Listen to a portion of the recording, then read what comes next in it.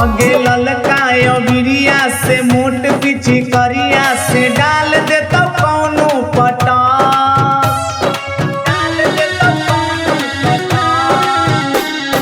ललकायो बिरिया से मोट पीछे करिया से डाल दे तो कौनो पटा आगे घूम जे ऐसे तू छूटा तो कहियो छूटा ठोका जइतो गे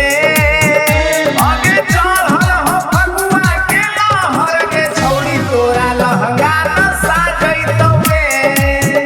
आगे चल हो फगुआ के लहर के छौड़ी तोरा लहंगा न साजइतो गे लहंगा न साजइतो